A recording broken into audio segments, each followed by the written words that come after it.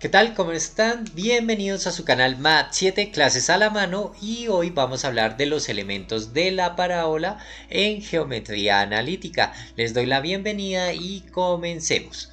Inicialmente vamos a hablar de la función cuadrática, ya que de aquí sacaremos la ecuación de una parábola en videos posteriores, pero primero entendamos qué es la función cuadrática con la más sencilla, y igual a x al cuadrado. Organicemos una tabla de valores dándole a la variable independiente x los valores de menos 3, menos 2, 0, 2 y 3. Entonces vamos a tomar y igual a menos 3 elevado al cuadrado, menos por menos da más, 3 por 3, 9, y cuando x vale menos 3, y vale menos 9. De igual forma, cuando x vale menos 2 al cuadrado es 4, menos por menos da más, y 2 por 2 da 4, así que tenemos que el siguiente punto es menos 2, 4. Cuando vale 0, y igual a 0 elevado al cuadrado, tenemos que 0 por 0 es 0 y por lo tanto este punto será 0, 0.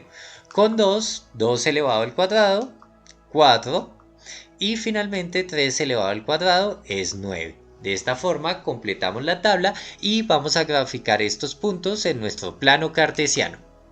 Tenemos nuestro plano cartesiano, el eje Y, el eje X y ubicamos menos 3, 9.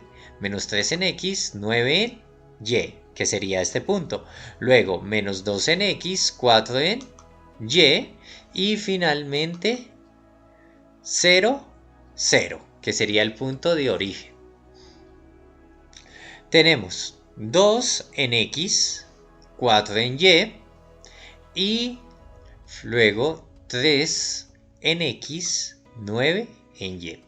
Estos puntos pues son pocos, para una parábola debemos sacar la mayor cantidad de puntos tal que nos dé una curva.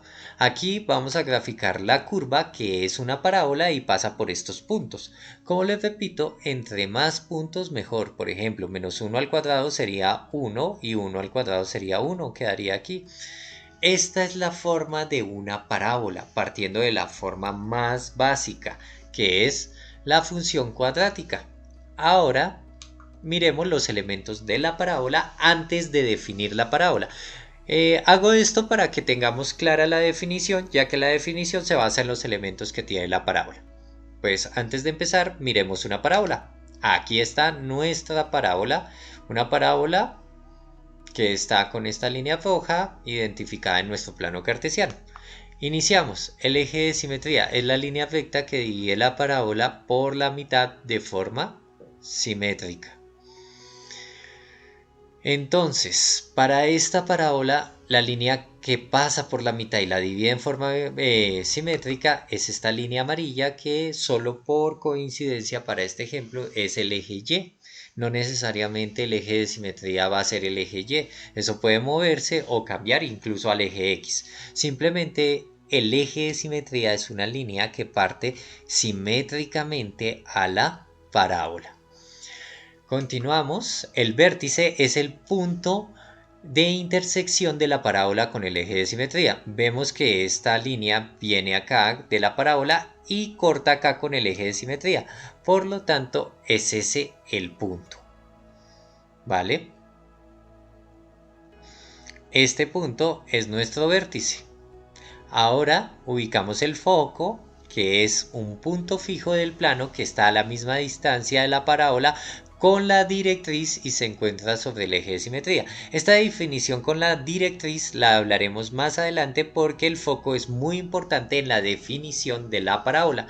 Y aquí estaría el foco. Entonces este punto se llama vértice y este punto se llama foco.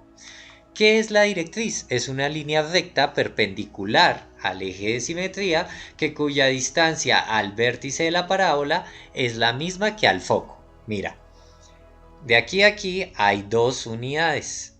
¿Listo? Las ves 1 y 2. Quiere decir que a 2 unidades, pero en dirección contraria del vértice, ubicamos nuestra directriz, que es esta línea morada.